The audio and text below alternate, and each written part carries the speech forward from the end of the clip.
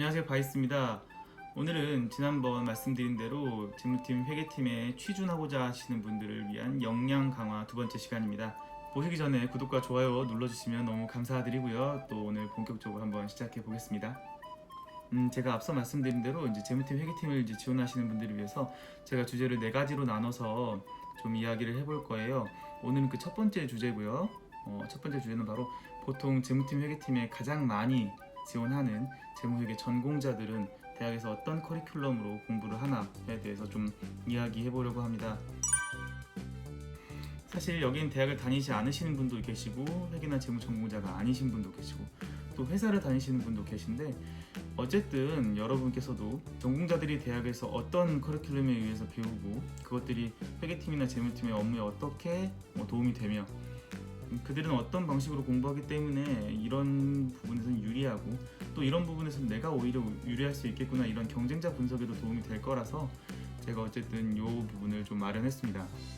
제 영상이 그렇듯 긴 시간은 아닐 겁니다. 어차피 해봤자 10분, 15분 사이일 텐데 그 정도 시간을 투자해서 여러분이 또 몇 년 동안 사실 실질적으로 개고생해야 할 수 있는 어떤 꿀팁들을 얻어갈 수 있을 테니 제 생각에는 이 시간을 놓치지 않으시는 게 좋을 것 같습니다. 그럼 오늘 주제 재무회계 전공 과목들에 대해서 좀 살펴보도록 하겠습니다.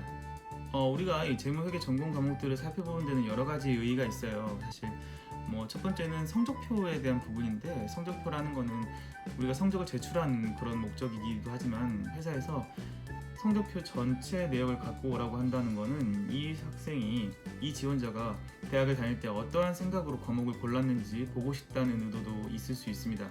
그리고 혹시나 지원하는 회사에서 그냥 단순하게 성적만 요구하는 경우에도 자신이 선택한 어떤 과목들에 대해서, 그 구성에 대해서 나름의 짜임새가 있고 자신이 있으면 그걸 면접이나 자기소개서에서 어필할 수도 있는 부분이니까 이건 좀 참고해서 들으시면 좋을 것 같습니다. 보통 재무회계 전공자들은 1학년 때는 보통 경영학과로 입학을 많이 합니다. 그래서 2학년 때 이제 학과 선택을 많이 하죠. 또 학과나 전공이나 계열이나 이런 선택을 하는 거죠. 저 같은 경우에는 근데 회계세무학 전공으로 아예 입학을 한 케이스라서 1학년 때부터 계속 회계 과목을 쭉 들었죠. 회계 과목 같은 경우에는 한 12과목 정도를 들은 것 같고요. 재무 과목은 보니까 한 4과목 정도 제가 들은 것 같아요. 회계, 재무, 세무 과목을 두루 듣는 것이 분명히 좋긴 한데, 이 세무나 재무도 역시 회계에 기반을 두고 있고 회계를 잘 알았을 때 훨씬 더 잘 써먹을 수 있는 과목들이기 때문에 기본적으로 회계 과목을 많이 듣는 게 좋습니다. 오늘은 과목들이 되게 많이 나올 거예요. 그래서 제가 회계 과목들은 빨간색으로, 세무 과목들은 초록색으로, 재무 과목들은 좀 파란색으로 자막을 넣어드릴게요. 그럼 좀 보기 쉽겠죠? 먼저 회계 과목들부터 살펴보겠습니다. 회계 과목들은 회계 원리, 관리회계 1, 관리회계 2, 세무회계 1, 세무회계 2, 재무회계 1, 재무회계 2, 세법 총론, 유가증권법, 회사법, 고급회계, 정부회계, 가회계감사, 재무제표 분석 이런 것도 있네요. 네. 근데 이제 제가 세무회계 1, 세무회계 2, 세법 총론도 회계 과목에 넣었어요. 사실 이게 저희 전공 필수 과목이어서 이렇게 넣어놨는데, 사실 얘네는 그냥 우리가 굳이 분류하자면 세법, 세무 이런 쪽으로 보는 게 맞습니다. 근데 그냥 이제 제가 제 편의상 넣어둔 거고요. 순서를 보시면 1학년 1학기 때 입학하면 보통 회계 원리를 배웁니다. 회계학의 아주 기초가 되는 어떤 원론, 보통 회계학 원론이라는 과목 이름을 안 쓰고 회계 원리라고 많이 씁니다. 그리고 그 다음에 1학년 2학기 때 주로 듣게 되는 게 관리회계 1. 네, 저건 원가회계라고 부르는 과목인데요. 관리회계는 1과 2로 나눠서 배웁니다. 이렇게 분량이 많기 때문에 그런 것도 있고 약간의 느낌이 달라서 그런 것도 있지만, 어쨌든 기본적으로는 원가를 계산하는 과목이다, 이렇게 이해하시면 쉽습니다. 그리고 재무회계 1과 재무회계 2 같은 경우에는 회계 원리의 어떤 확장팩이라고 보시면 되죠. 회계 원리가 관리회계 1과 관리회계 2에도 굉장히 큰 영향을 주지만, 실제로 어떤 오피셜한 보고 양식 이런 걸 만드는 데는 재무회계가 더 짙게라고 보는 게 맞지 않을까, 저는 그렇게 생각합니다. 어쨌든 재무회계라고도 불리고요. 재무회계는 중급회계라고도 불리는 과목입니다. 아까 말씀드렸던 그 고급회계가 이 중급회계 다음 과목이라고 생각하시면 좀 쉽습니다. 세무회계 1, 세무회계 2, 세법 총론에 대해서 좀 이야기를 드릴 건데요. 세무회계 1 같은 경우에는 보통 학교마다 좀 다르긴 하지만 제가 학교 다닐 때는 제 기억으로는 법인세랑 소득세를 배웠던 것 같아요. 세무회계 2 같은 경우에는 상속세와 증여세를 배웠던 걸로 기억을 하고요. 세법 총론 같은 경우에는 세법 전체에 적용되는 국세 기본법 이런 걸 배웠던 과목입니다. 회사법, 유가증권법 같은 경우에는 쉽게 생각하면 이제 상법 안에 있는 과목 중에 회계나 재무 이쪽에서 필요한 것들을 이제 뽑아낸 거고요. 회사법 같은 경우에는 뭐 주식회사, 유한회사, 합자회사, 합령회사 이런 거 있죠. 그런 걸 어떻게 구분할지 뭐 설립하고 의결하고 그런 거에 대해서 배우고요. 유가증권법 같은 경우에는 수표, 어음 뭐 이런 거에 대해서 배우는 과목입니다. 뭐 유가증권법은 옛날에 이름이 그냥 과목 이름이 어음수표법이었던 적도 있다고 하더라고요. 그러니까 어음과 수표에 대해서 배운다 이렇게 생각하시면 쉽습니다. 회계감사 같은 경우에는 이제 감사인, 그러니까 회계사가 회사를 감사할 때 어떤 기준을 가지고 어떤 원칙에 의해서 감사한다 이런 거에 대해서 배우는 과목이고요. 재무제표 분석은 재무 과목들하고 되게 비슷한 느낌을 주는데 회계에서 배울 수 있는 어떤 재무제표 어떤 식으로 볼 것인지 뭐 비율에 대해서 유동성에 대해서 이런 것들을 배우는 과목입니다. 재무 과목도 한번 살펴보겠습니다. 재무 과목은 뭐 재무관리, 뭐 투자론, 기업 파생상품론, 뭐 기업 재무론, 뭐 고급 재무관리 뭐 이런 식으로 구성이 되어 있는데요. 보통 2학년 1학기 때 재무관리를 제일 많이 듣는 것 같아요. 재무관리를 듣고 그 다음에 이제 투자론, 뭐 파생상품론, 뭐 기업 재무론이나 고급 재무관리 이렇게 이어지는 과목들입니다.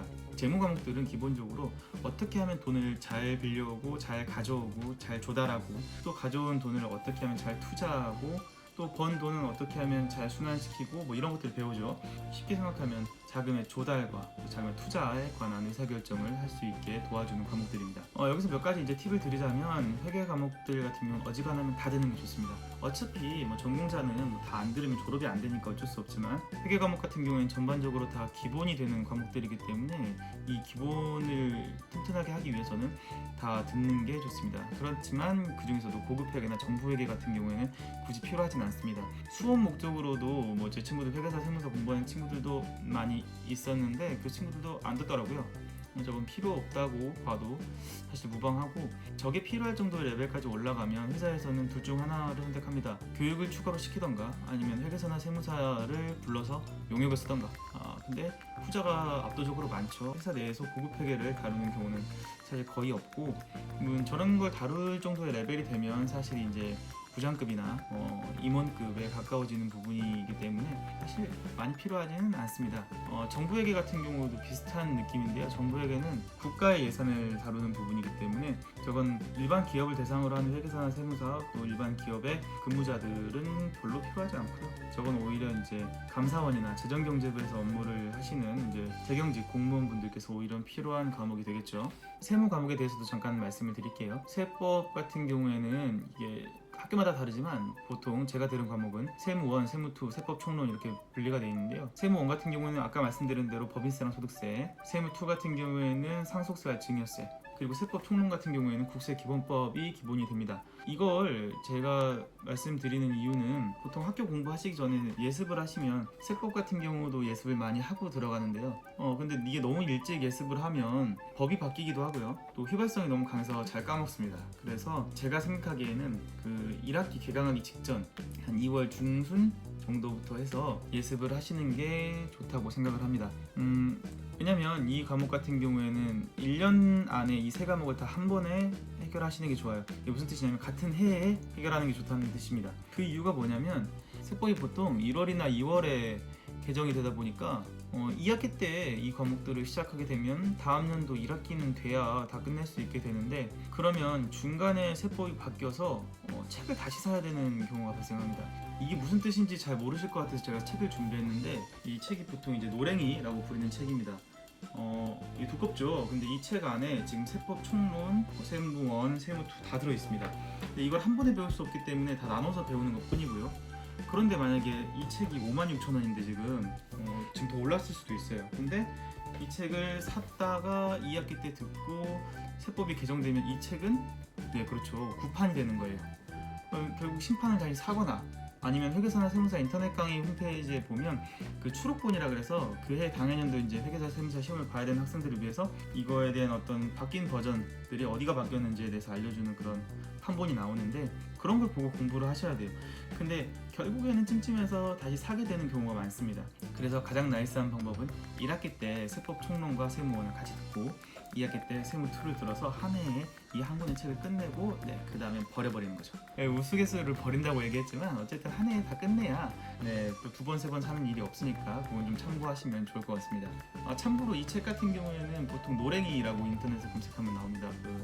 그냥 한번 검색해보세요. 이건 뭐 재미삼아 그냥 세법 노랭이, 세법 개론 노랭이 이렇게 검색하면 나오는 굉장히 유명한 책이고요. 지금 이 책이 제가 갖고 있는 책이 2018년 판인데 24판이에요. 이게 24번째 에디션이라고 나오는 거 보니까 이게 한 25년 넘은 책인 거죠. 이 책의 역사만 해도. 그래서 이런 식으로 이렇게 커리큘럼 잘 맞추시면 한 해에 싹 끝낼 수 있는 그런 방법이 있습니다. 근데 뭐 여러분께서 수강 신청을 잘 하셔야겠죠. 또 수강 신청 잘 못하시면 그것까지는 제가 해드릴 수 있는 부분은 아니니까 그거는 잘 하시고요. 이제 오늘의 핵심에 대해서 이야기할 건데요. 지금까지 말한 과목들이 어떻게 회계팀이나 재무팀의 업무에 영향을 주는지에 대해서 알아볼 거예요.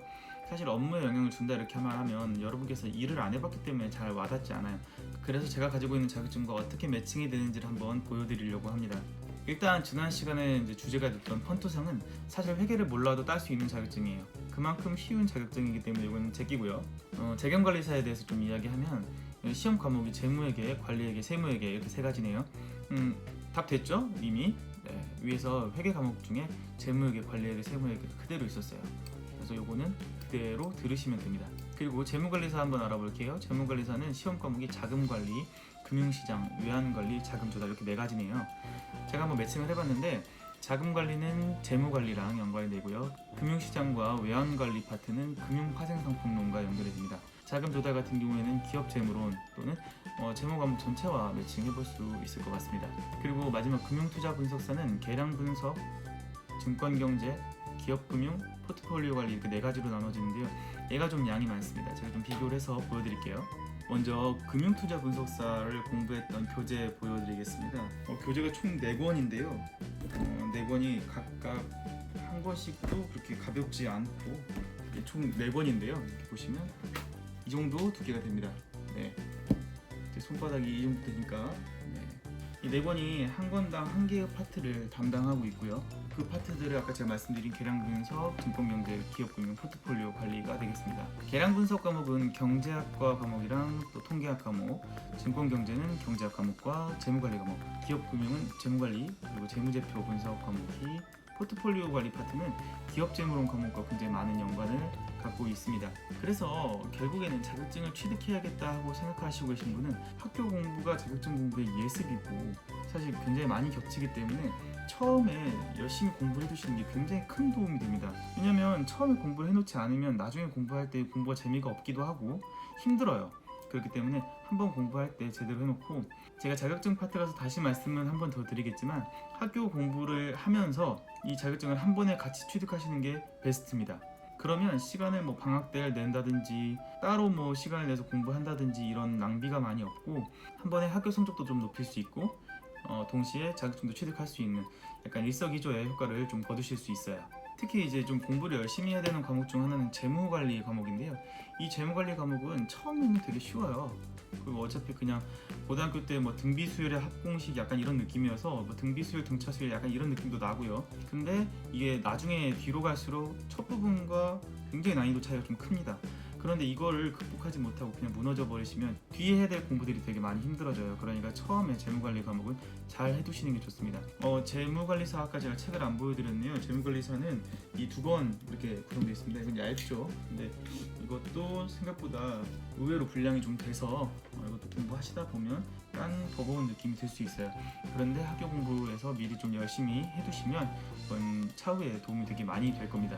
저는 개인적으로 추천하기에 전공자든 전공자가 아니든 세법이랑 재무관리는 인터넷 강의를 보고 공부해도 된다고 생각을 해요. 특히 이거는 회계사 준비하는 친구들과 같은 레벨로 공부를 해놔야 나중에 됐을 때 내가 결국에 써먹을 수 있게 되고, 여기서 제가 굳이 재무관리나 세법, 그러니까 회계가 아닌 재무와 세무를 이야기하는 건 회계는 다 잘합니다. 다 누구나 열심히 하고 누구나 기초이기 때문에 압박감을 갖고 잘할 수밖에 없어요. 그런데 재무나 세무 같은 경우에는 따로 노력하지 않으면 굳이 해야 하나? 이런 생각을 하면서 얼렁뚱땅 넘어가 버릴 수 있는 거기 때문에 남들이 잘 안 하는 거, 그런데 분명히 회사 가면 필요한 거, 그게 세무나 재무라는 걸 꼭 염두에 두시고 자신만의 강점으로 좀 만들어 두시면 좋을 것 같습니다. 오늘은 생각보다 이해하는데 그렇게 어렵지는 않을 겁니다. 왜냐면 학교에서 그냥 어떤 과목들을 가르치고 그것들이 어떻게 구성되어 있고 이런 것들을 이야기하고 싶었던 거라서 기본적인 틀을 알려드리는 거고, 이 틀 안에서 내가 어떤 공부를 더 열심히 해야 되고 어떤 공부는 좀 나한테 스페셜리스트가 될 수 있고